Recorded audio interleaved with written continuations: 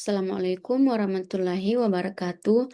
Perkenalkan, nama saya Hilda Lestari. Saya adalah mahasiswa dari Universitas Megabona Palopo, program Sarjana Kebidanan dengan NIM B250606129 kelas A2. Pada kesempatan kali ini, saya akan memaparkan mata kuliah pelayanan dalam kebidanan dengan topik dampak ketidaksetaraan dan ketidakadilan gender pada kesehatan perempuan dan praktik kebidanan oleh Ibu Susanti SST MKEP. Kenapa isu ini penting untuk dibahas? Karena ketidaksetaraan dan ketidakadilan gender masih menjadi faktor yang mempengaruhi kesehatan perempuan, terutama dalam hal akses terhadap layanan, kualitas asuhan, serta kemampuan untuk membuat keputusan reproduksi secara mandiri. Bias gender yang muncul dalam konteks sosial, budaya, maupun ekonomi seringkali membatasi ruang gerak perempuan dan berkontribusi pada meningkatnya risiko masalah kesehatan.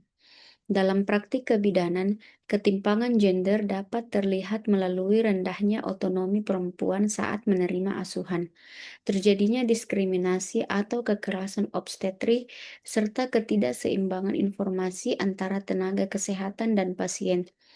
Oleh karena itu, memahami dan mengatasi isu gender sangat penting untuk memastikan pelayanan kebidanan yang lebih adil, bermartabat, dan menghormati hak-hak reproduksi perempuan. Adapun pengertian dari ketidakadilan dan ketidaksetaraan gender, ketidaksetaraan adalah perbedaan akses, kesempatan, dan sumber daya antara perempuan dan laki-laki. Ketidakadilan adalah perlakuan tidak adil yang menyebabkan perempuan dirugikan, baik secara sosial, ekonomi, maupun kesehatan. Dalam kesehatan, gender bukan hanya faktor biologis, namun konstruksi sosial yang mempengaruhi hak dan asuhan yang diterima perempuan. Bentuk dari ketidaksetaraan gender yang mempengaruhi kesehatan perempuan yaitu keterbatasan akses terhadap layanan kesehatan berkualitas, minimnya kontrol perempuan terhadap keputusan reproduksi, diskriminasi dalam keluarga atau komunitas, kekerasan berbasis gender dan kekerasan obstetrik, kesenjangan pendidikan dan informasi kesehatan, hambatan sosial budaya seperti norma kesopanan, tabu, dan dinominasi laki-laki. Dampak ketidakadilan gender terhadap kesehatan perempuan yaitu keterlambatan mencari pertolongan saat kehamilan atau terjadi komplikasi, tingginya risiko mortalitas dan morbiditas maternal, kurangnya penggunaan layanan antenatal, perinatal, dan postnatal, pengalaman persalinan yang traumatis, kesehatan mental terganggu seperti depresi dan kecemasan, rendahnya otonomi dalam memilih metode kontrasepsi atau tempat bersalin. Dampak pada praktik kebidanan, yaitu stigma dan diskriminasi, dapat mempengaruhi interaksi bidan dan perempuan. Tekanan budaya dapat membatasi bidan dalam memberikan asuhan berbasis bukti.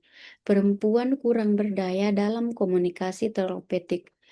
Tantangan bidan dalam menerapkan respectful maternity care.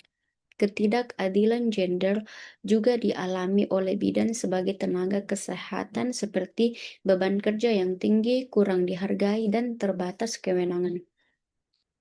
Adapun contoh nyatanya dalam pelayanan yaitu perempuan tidak diberi informasi lengkap saat persalinan, tidak diberi kesempatan memilih posisi persalinan, ketakutan perempuan untuk menyampaikan keluhan karena norma sosial, keputusan klinis diambil keluarga tanpa melibatkan perempuan, dan perlakuan tidak menghormati martabat atau penggunaan bahasa kasar.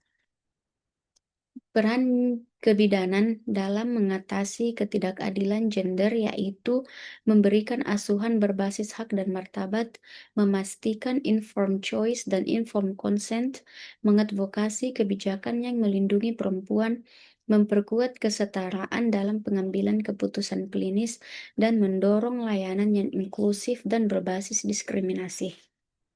Adapun strategi yang bisa dilakukan untuk mengurangi ketidaksetaraan dalam pelayanan kebidanan yaitu pelatihan kebidanan tentang bias gender dan komunikasi empatik, meningkatkan literasi kesehatan perempuan, membangun sistem rujukan yang responsif gender, mengintegrasikan perspektif gender ke dalam kurikulum kebidanan, menerapkan kebijakan zero tolerance terhadap kekerasan obstetri, dan memperkuat supervisi klinis berbasis etika dan humanisme. Kesimpulannya, ketidaksetaraan gender berdampak besar pada kesehatan dan hak reproduksi perempuan. Dampaknya terlihat pada akses layanan, mutu asuhan, hingga keselamatan ibu bayi. Bidan berperan kunci dalam menghadapi isu ini melalui pelayanan yang humanis, adil, dan berbasis hak. Penguatan kebijakan, pendidikan, dan praktik diperlukan untuk menghapus bias gender dalam asuhan kebidanan. Jadi, ketika perempuan diberdayakan, kesehatan keluarga dan masyarakat ikut meningkat. Sekian dari saya, terima kasih. Wassalamualaikum warahmatullahi wabarakatuh.